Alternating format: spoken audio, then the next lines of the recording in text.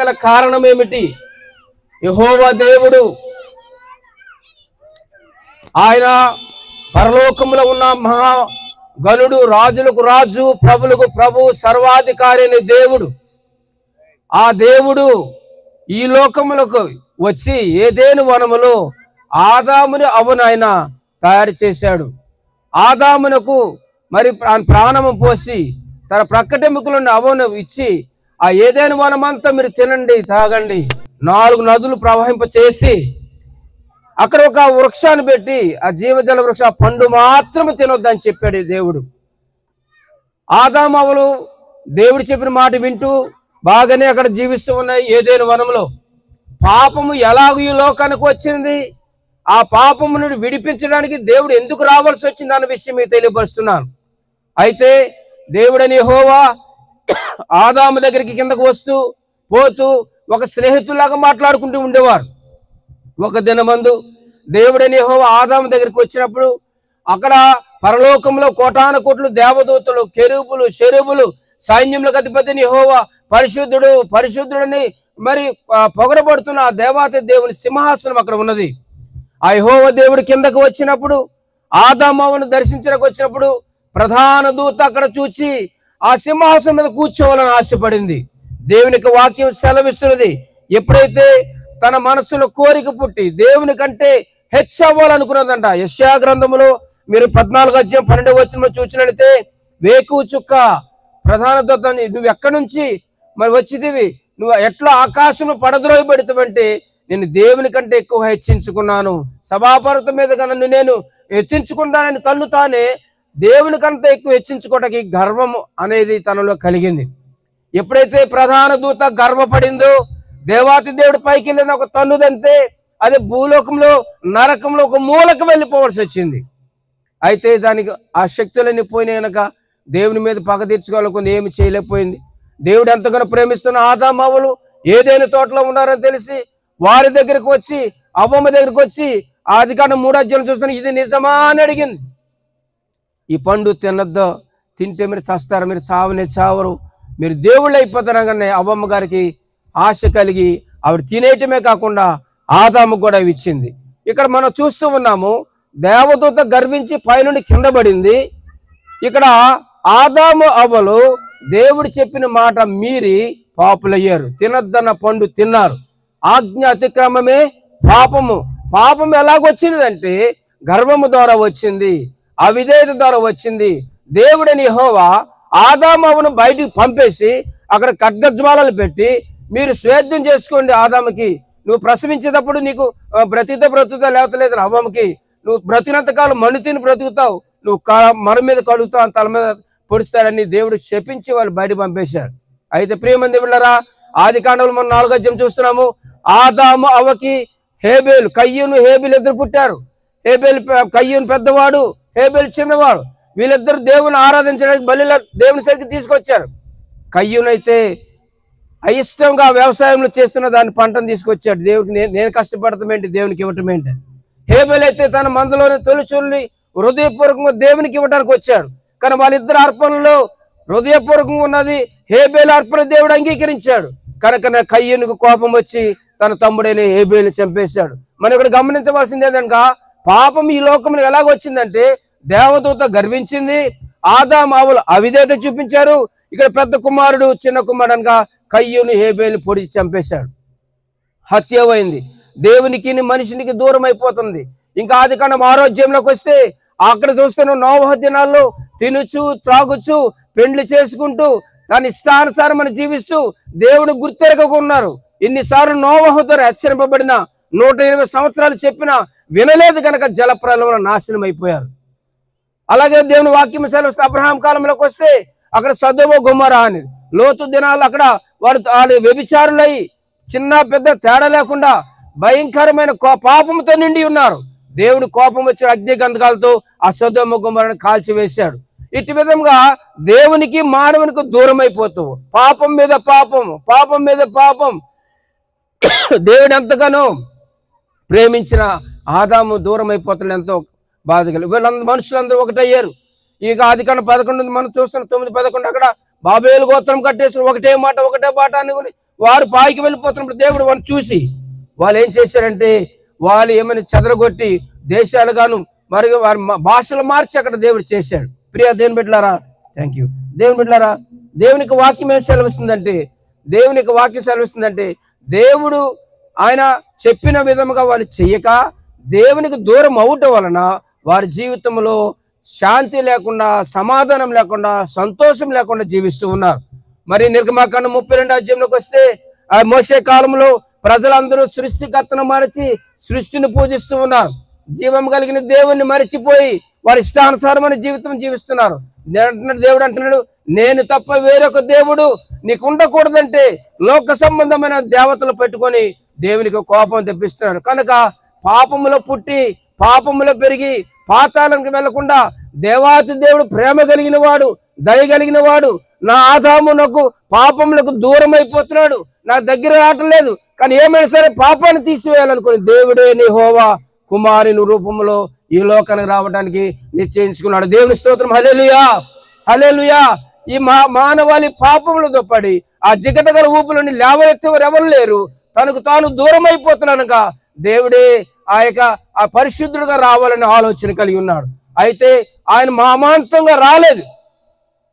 దేవుడిగా వస్తే ఇప్పుడు పాము వచ్చింది అనుకోండి, పాముతో మీరు మాట్లాడతారా? ఆంబోతు వచ్చింది, ఆంబోతుతో మీరు మాట్లాడతారా? మరి సింహం వచ్చింది, సింహంతో మీరు మాట్లాడతారా? మాట్లాడలేరు. అందుకే దేవుడు మనతో మాట్లాడతానికి మానవ రూపం రావడానికి ఆయన ఇష్టపడ్డాడు. అందుకనే దేవాతి దేవుడు యెషయా ప్రవక్త ద్వారా పలికిస్తున్న 7వ అధ్యాయం 14వ వచనంలో అక్కడ కన్యక గర్భవతి అయి కుమారుని కనును, ఆయనకి ఇమానీయులని పేరు పెట్టెదరు. ఇమానీయులు అనగా దేవుడు మనకు తోడై ఉన్నాడు. దేవుని స్తోత్రం. హల్లెలూయా. మనము పాపములను, శాపములను, వంచనలను మనం దేవునికి దూరం అయినప్పుడు దేవుడు మన దగ్గర రావడానికి ఇష్టపడ్డాడు. మన భారములు తీసివేయడానికి, మన చింతలు తీసివేయడానికి, మన సమస్యలను పరిష్కరించడానికి, ఆయన శిలువ రక్తంతో కడగడానికి ఆయనే తనకు తానుగా ఈ లోకానికి రావడానికి ఇష్టపడ్డాడు.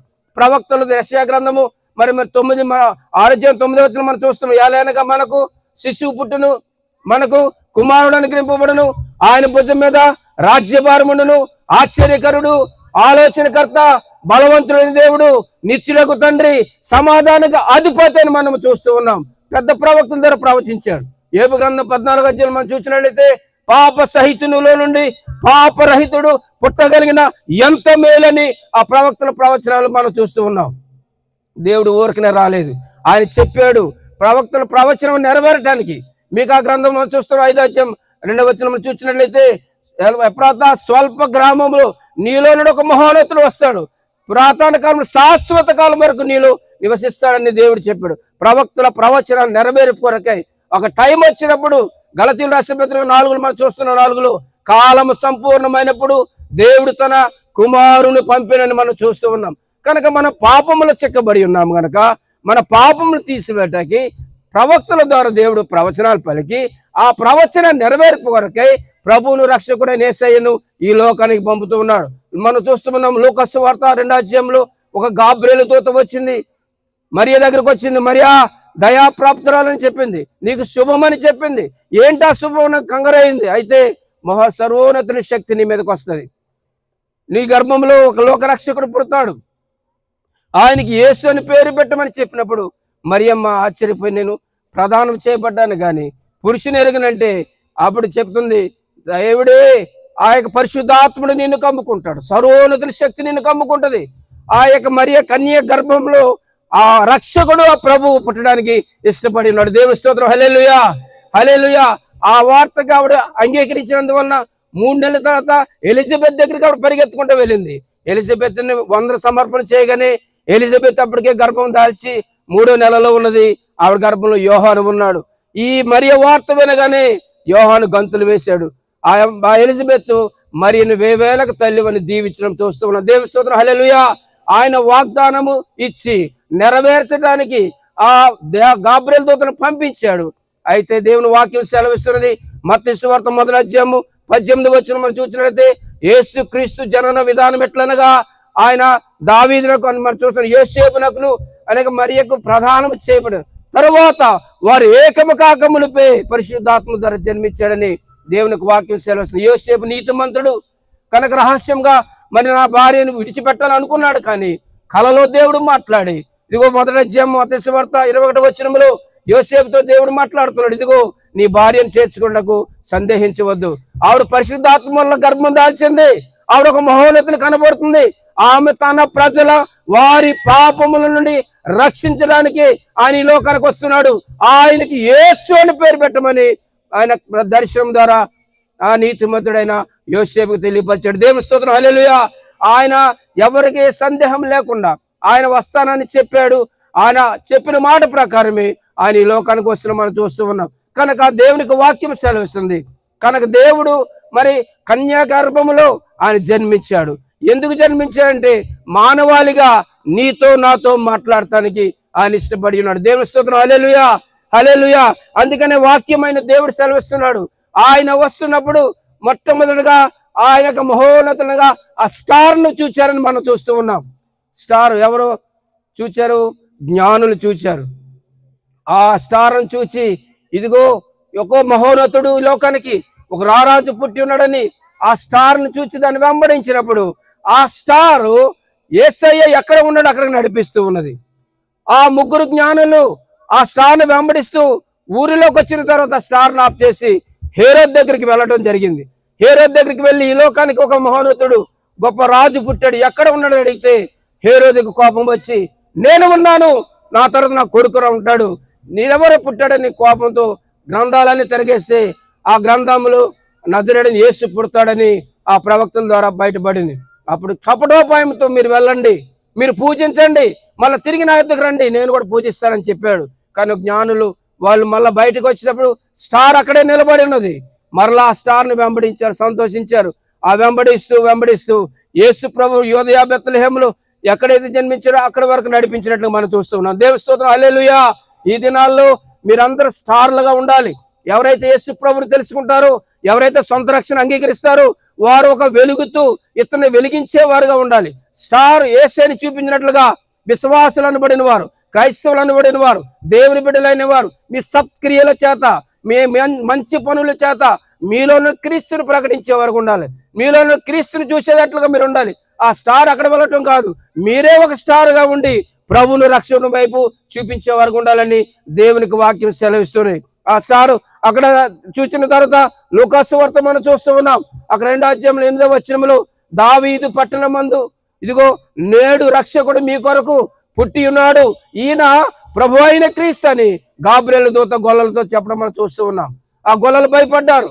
ఇదిగో ప్రజలందరికీ కలగబో మహా సంతోషకరమైన వర్తమానం ఏంటంటే, ఈ లోకంలో జీవిస్తున్న నీకు నాకు మన ఆత్మను రక్షించడానికి, మనకున్న సమస్యను తీర్చడానికి, శాంతిని, సమాధానం, సంతోషాన్ని ఇవ్వడానికి, నలిగిన హృదయాలను దృఢపరచడానికి, బలహీనులను బలపరచడానికి, ఎన్నిక లేని వారిని ఏర్పాటు చేసుకోవడానికి దేవాతి దేవుడు పరలోకం నుండి భూలోకంలో ఒక కుమారుడుగా యేసయ్యగా మన మధ్యకి వస్తూ ఉన్నాడు. ఆ వర్తమానం మరియతో చెప్పడమే కాదు, ఆ యొక్క వాక్యము చూస్తున్నాము.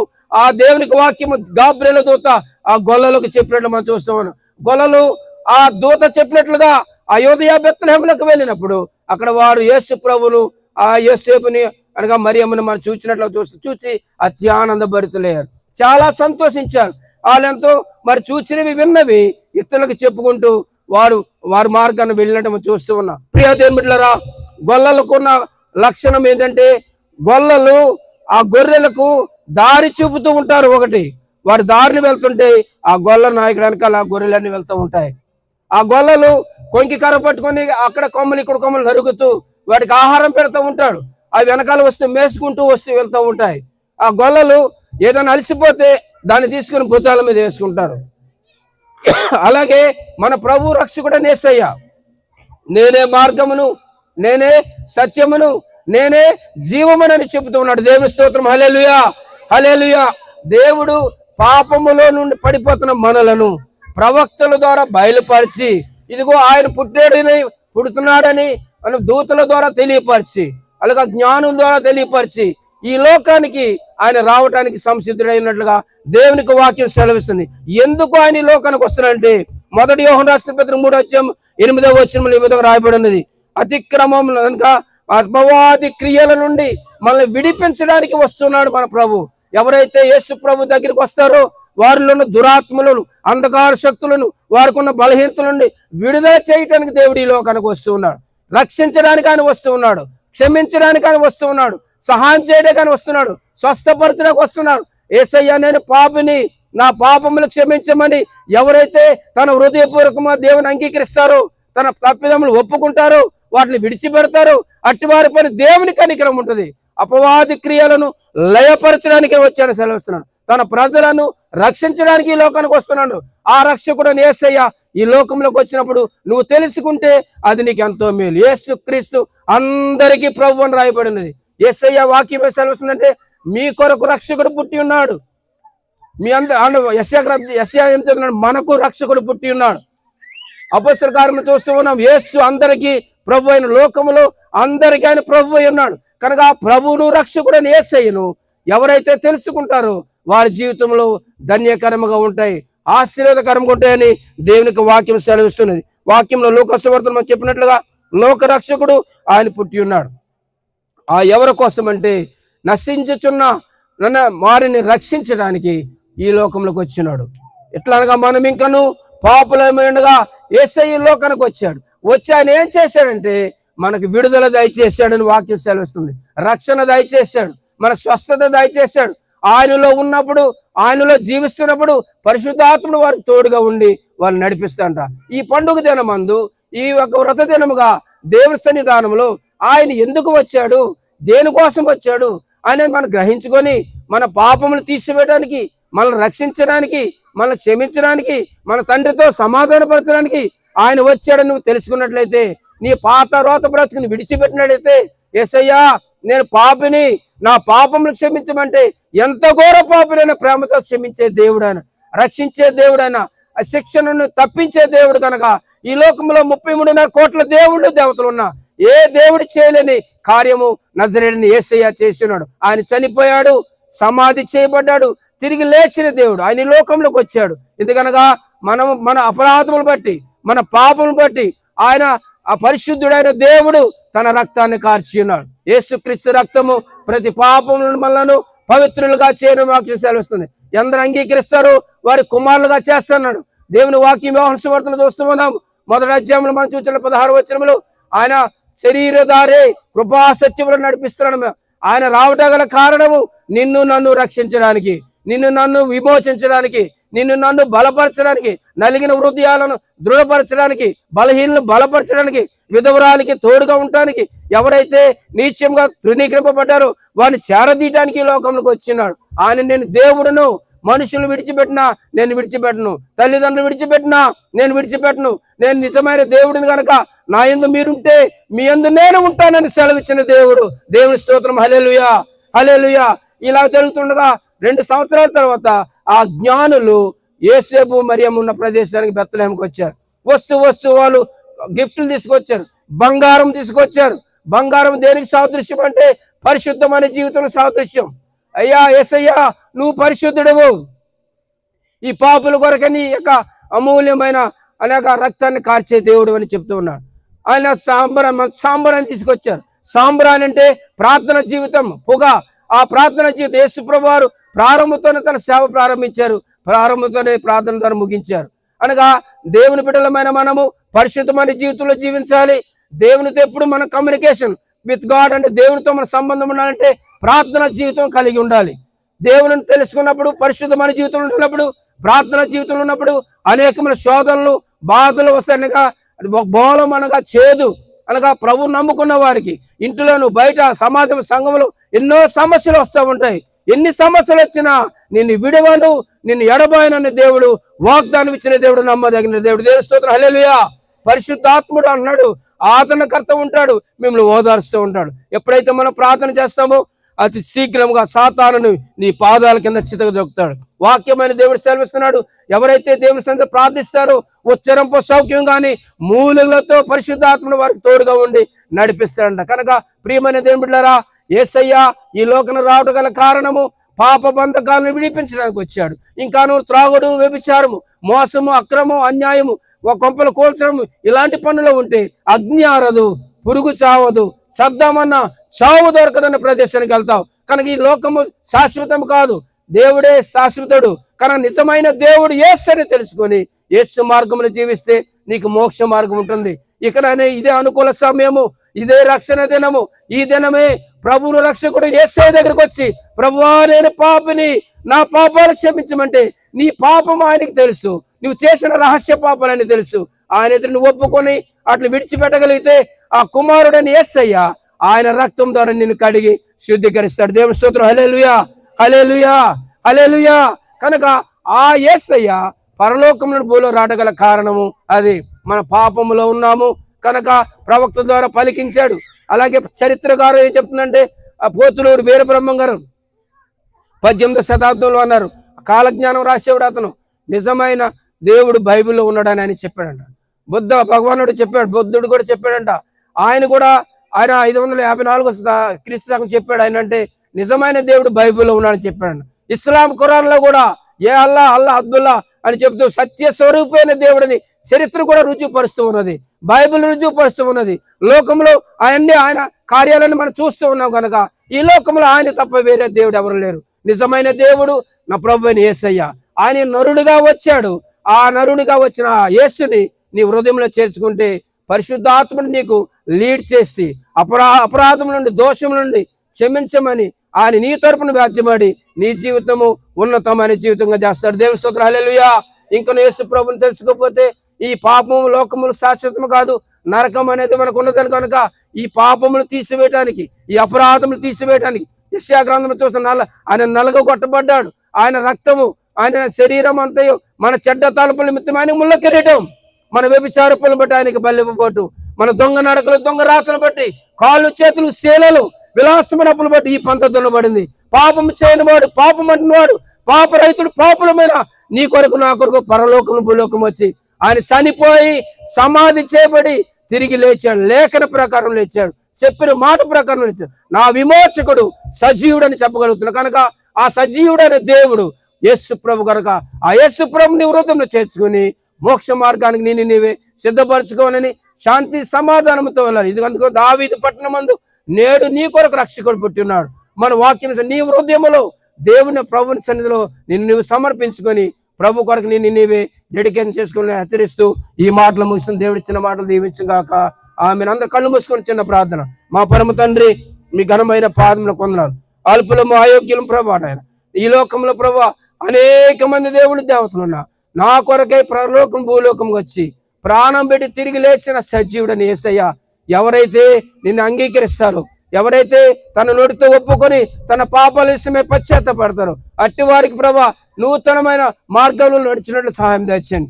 ఆ రక్షకుడు వారి హృదయంలో వచ్చినప్పుడు వారి జీవితంలో గొప్ప మార్పులు తెచ్చి అద్భుతాలు దయచేయండి. అని వినగల చెవిని, గ్రహింపగల మనసును ప్రభా, నిన్ను చూచే కనులు, నేత్రములను దయచేయండి. మీరు బలపరచని పరిశుద్ధాత్మదేవా, నీ కృపలో వారు నడిపించుకుంటారని యేసు దివ్య నామమును వేడుకొనుచు ప్రార్థన చేస్తున్నాం పరమ తండ్రి. Amen, amen. సమయం ఇచ్చిన దైవ దాసులకి, వర్ధన్ గారికి, పాస్టమ్ గారికి, మీ అందరికీ నా హృదయపూర్వక వందనాలు. Thank you.